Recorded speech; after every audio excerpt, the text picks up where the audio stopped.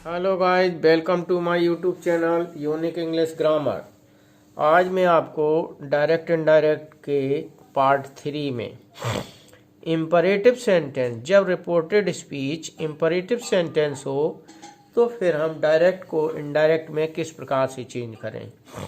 Imperative sentence आज्ञा सूचक वाक्य होता है और इसका सब्जेक्ट अंडरस्टूड होता है यू। तो इसे जोड़ने के लिए दोनों वाक्यों को टू से जोड़ते हैं, इनकी वर्ब को रिपोर्टेड स्पीच की वर्ब को इन्फिनेटिव में बदल देते हैं।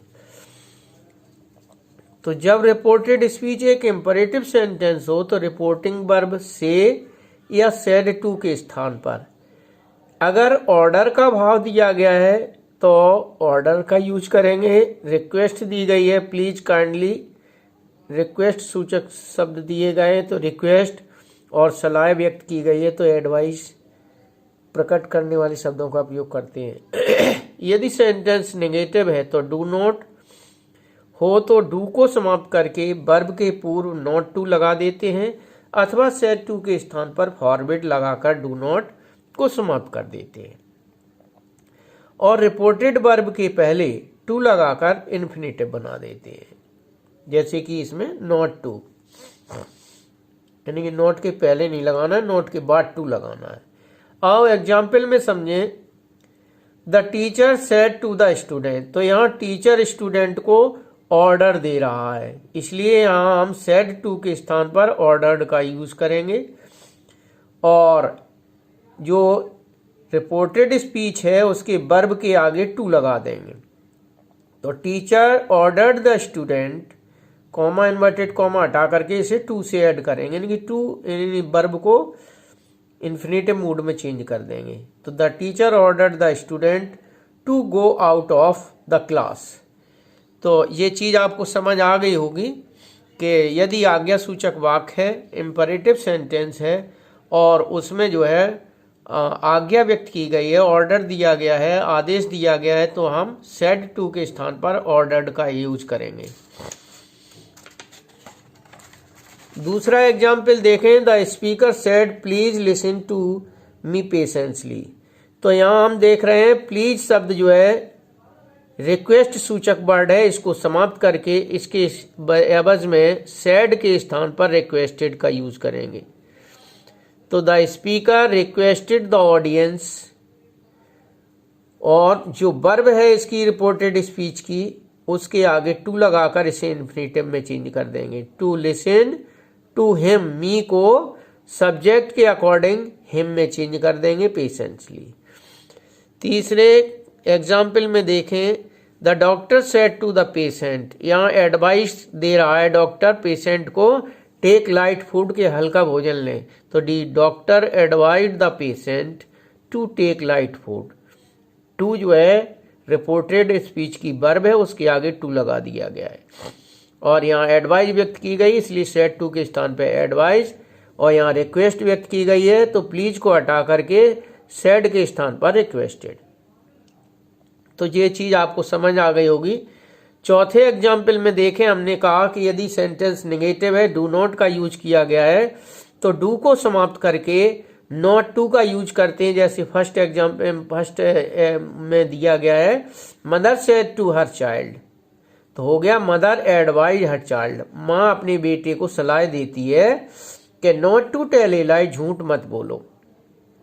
और दूसरा इसी को हम इस प्रकार से भी चेंज कर सकते हैं कि मदर फॉरवर्ड हर चाइल्ड, यानी कि जहां हम डू नॉट का यूज करते हैं डू नॉट को समाप्त करके इसके बदले में हम फॉरवर्ड, क्योंकि ये भी नेगेटिव अर्थ व्यक्त करता है और फॉरवर्ड में मना करना या नेगेटिव अर्थ व्यक्त करता है, इसलिए हम इसको फॉरवर्ड लगा देते हैं, फिर हमें डू नॉट को समाप्त करना होता है। तो mother forward her child to tell a lie, तो आप इनमें से कोई भी एक यूज कर सकते हो पैटर्न, चाहे स्ट्राइप से नॉट टू लगाकर या फिर फॉरवर्ड लगा करके, तो जो आपको अच्छा लगे उसका यूज कर सकते हो।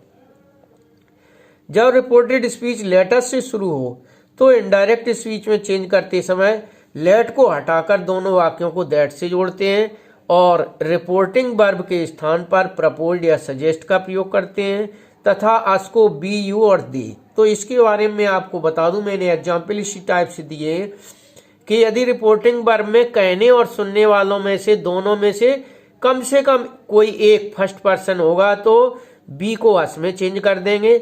यदि दोनों में से कोई एक सेकंड पर्सन हुआ तो यू में बदल देंगे, और दोनों यदि थर्ड पर्सन हुए तो दे में बदल देंगे। तो ये चीज मैंने आपको बता दी है और आगे एग्जाम्पल में आपको एक्सप्लेन करा दूंगा। तथा रिपोर्टिव वर्ब के स्थान पर शुड या माइट का प्रयोग, जो रिपोर्टिंग वर्ब होगी उसके स्थान पर यानी कि उसके आगे हम शुड या माइट का प्रयोग करते हैं। तो आओ एग्जाम्पल में देखते हैं। I said to my friend, मैंने अपने मित्र से कहा, let us go for a walk, चलो घूमने चले।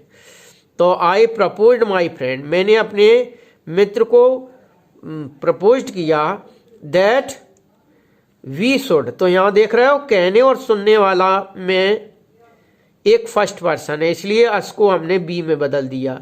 लेट को समाप्त करके जो वर्ब थी उसके आगे हमने शुड का प्रयोग किया है, that we should go for a walk. तो समझ में आ गया कि सेड टू के स्थान पर प्रपोज टू, और दोनों वाक्यों को कॉमा इन्वर्टेड कॉमा हटा करके दैट से जोड़ते हैं, लेट को समाप्त कर देते हैं। और यदि रिपोर्टिंग स्पीच में कहने सुनने वाले में से कोई एक फर्स्ट पर्सन होता है तो अस को बी में बदल देते हैं, और शुड का रिपोर्टिंग वर्ब के रिपोर्टेड स्पीच के वर्ब के पहले शुड का प्रयोग करते हैं।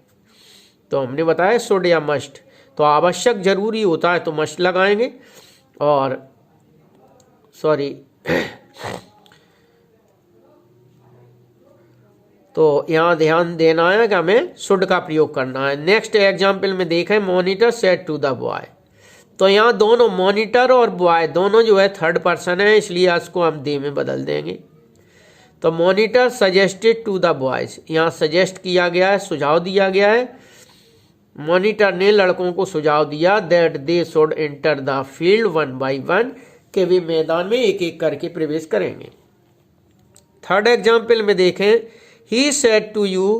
तो इनमें कहने और सुनने वाले में से एक जो है सेकंड पर्सन है, इसलिए इसको यू में बदल दिया जाएगा। हमने तीनों एग्जाम्पल इसीलिए लिए हैं ऐसे कि आपको तीनों चीजें ठीक से कंफर्म हो जाए कि कहाँ क्या करना है। तो यहाँ हो जाएगा ही प्रपोज टू यू, और दैट लेट हटा करके दैट, और अस को यू में बदल दिया गया क्योंकि कहने सुनने वाले में से कोई एक इसमें सेकंड पर्सन है, और शुड गो टू स्कूल।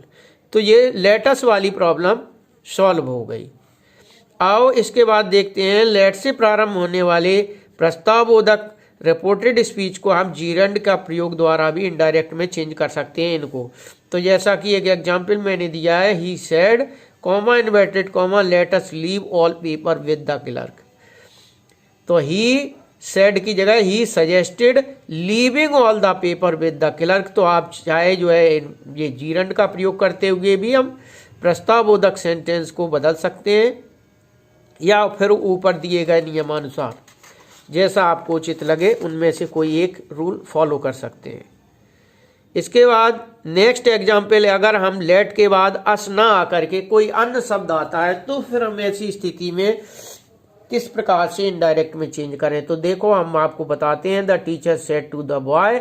तो यहाँ टीचर बॉय को ऑर्डर देता है, the teacher ordered the boy, और यहाँ वही इन्फिनेटिव मूड में चेंज करते हुए टू लगा देते हैं, to let the monitor speak first.